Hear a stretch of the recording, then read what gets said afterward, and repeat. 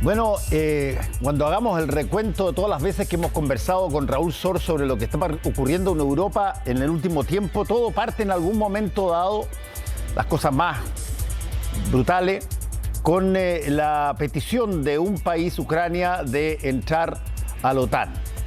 Y de ahí empiezan a sucederse una serie de cosas, se produce esta invasión rusa, posteriormente otros países que quizás también tenían pensado postular a la OTAN este año, pero lo hicieron, Suecia, Finlandia, y ahora hay que empezar a ver si es que todas estas cosas y estas peticiones, bueno, son aceptadas por los miembros de la OTAN, y por lo menos, Raúl, Turquía ya empezó a dar el pulgar para arriba de estas nuevas adquisiciones en la OTAN, ¿no? Sí, Fernando, fíjate, estamos viviendo momentos cruciales, estamos momentos que como se dice normalmente, de inflexión, en que se están produciendo transformaciones muy relevantes. Y bueno, la semana pasada hablábamos de los BRICS, que son estos países que están en la segunda línea del desarrollo, Brasil, India, China, por supuesto. Sudáfrica, China. Bueno, pero ahora, este fin de semana, estuvieron el grupo con más músculos, los más fuertes, que es el G7.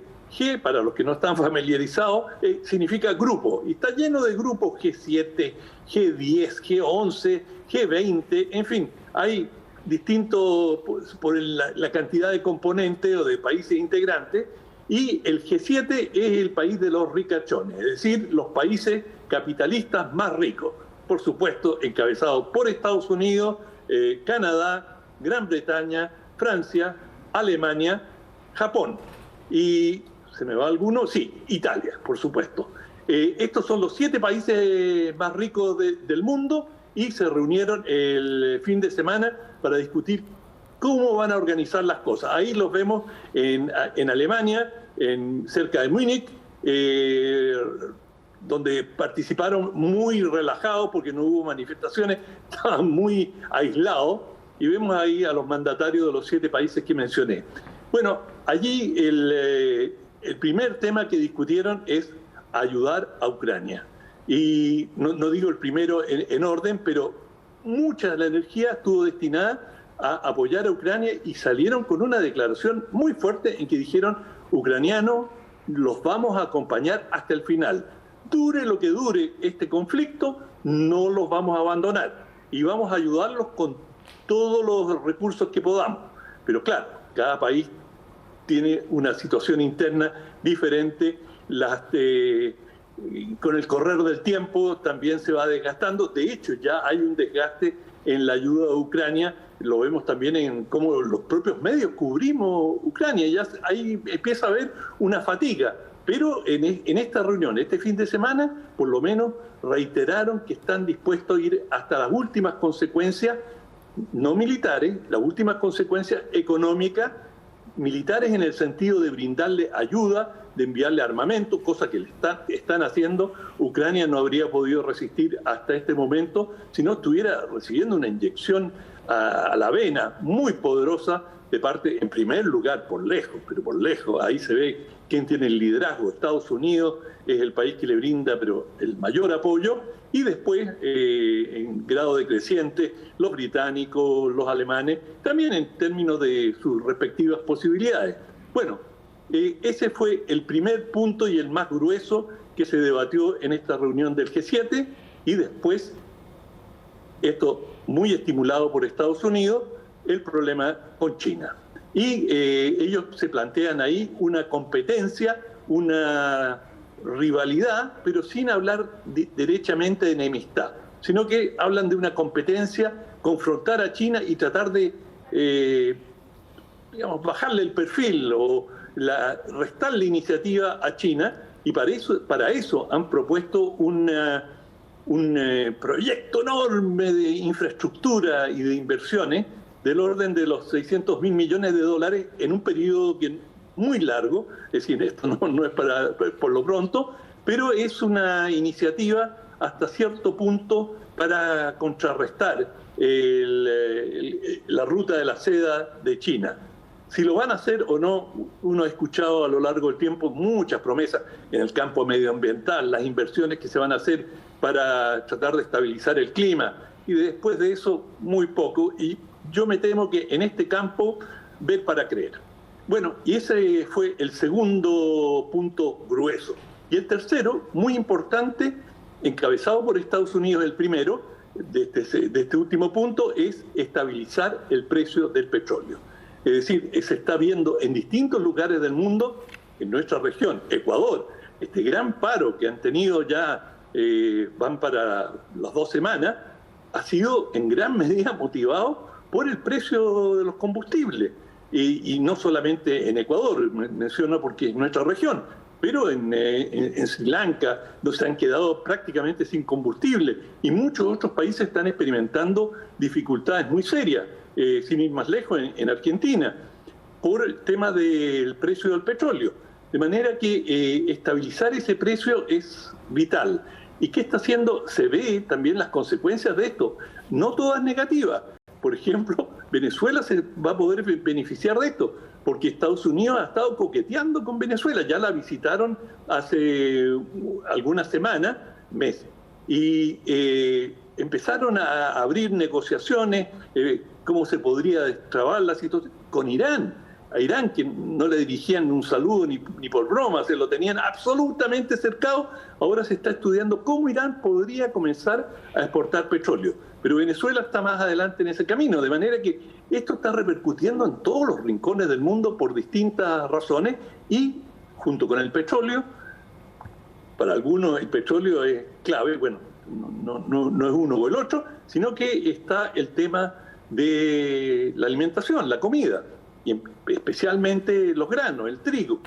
Y también aquí se está buscando alguna forma de estabilizar el precio y lograr que las naciones más pobres tengan acceso, porque allí donde fallan los estómagos, inevitablemente, igual que con el petróleo, vienen los estallidos sociales. Y esto lo hemos conversado antes, eso fue lo que ocurrió en el Medio Oriente, la primavera árabe, fue principalmente causada por el precio del trigo. Hubo otras causas, pero esa fue la razón, lo que gatilló el estallido. De manera que el G7 abordó estos 3 puntos principales, y bueno, de eso se colige claramente que su apuesta, o la apuesta del G7, es tratar de garantizar la mayor estabilidad posible.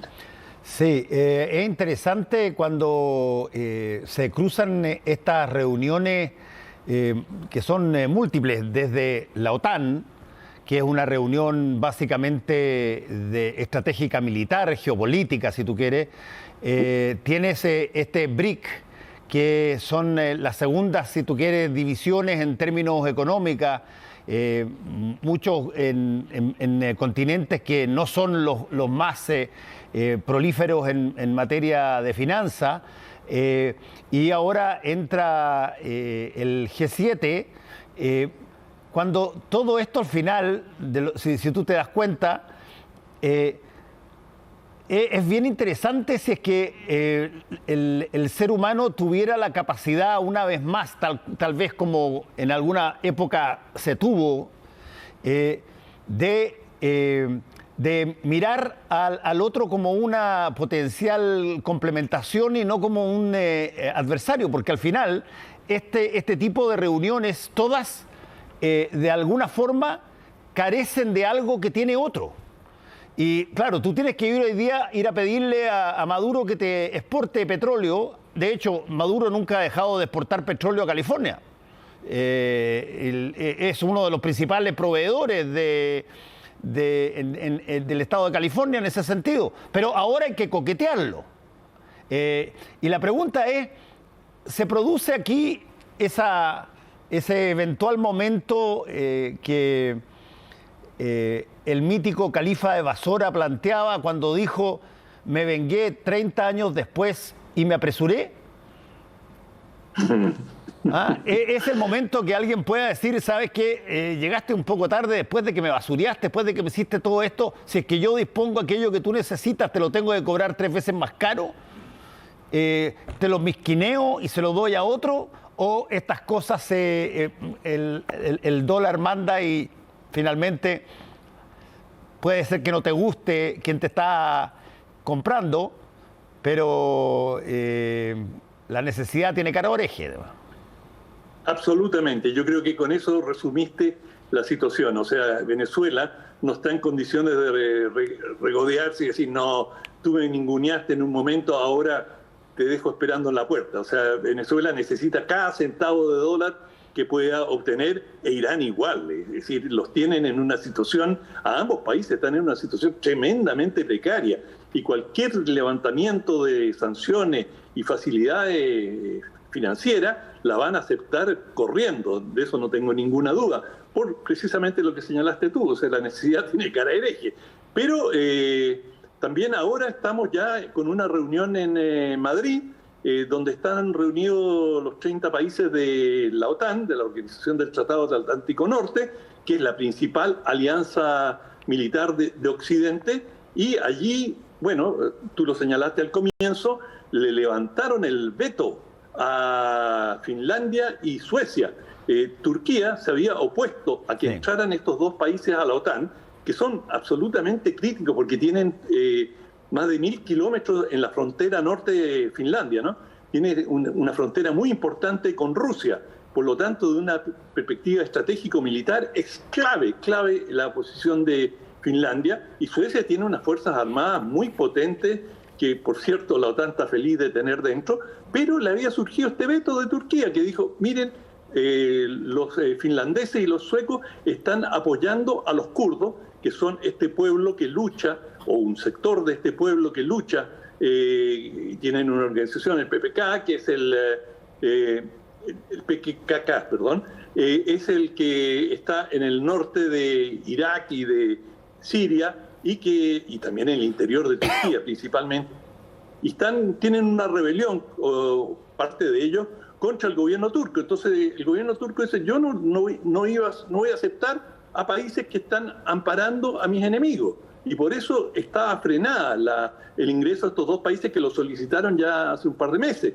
Pero finalmente, claro, la presión sobre Turquía era inmensa. No había manera que Turquía pudiera resistirse. Lo que Turquía terminó haciendo es, queremos algunas garantías por escrito que no se van a limitar las actividades de nuestros enemigos, de estos grupos kurdos, y que, no, digamos, en caso en que podamos señalar que han estado involucrados en acciones de terrorismo, podemos conseguir la extradición, en fin. No se conoce exactamente el documento, pero están pidiendo una serie de garantías, y en la medida que tanto Finlandia como Suecia han dado estas garantías, los turcos dijeron, levantamos el veto, pueden ingresar, y ahora van a ingresar, y con esto, claro, la OTAN gana una fuerza tremenda, sobre todo desde el punto de vista geográfico, gana un posicionamiento, y a Rusia esto le viene muy, muy mal. Es decir, realmente le abren un flanco preocupante, no que allí va a ocurrir algo, y por supuesto la OTAN siempre tiene el mismo discurso, que no es muy realista, pero dice, nosotros somos una organización defensiva, nosotros no amenazamos a nadie, pero nunca nadie amenaza a nadie, y sin embargo las guerras ocurren, ¿no? Esa podría ser un epitafio, pero extraordinario de repente. Yo pensé que nunca amenazábamos a nadie hasta que me cayó la bomba encima. Exacto. Pero bueno, vamos a seguir de cerca este proceso, Raúl, que te vaya muy bien. Igual, chao. Chao, chao.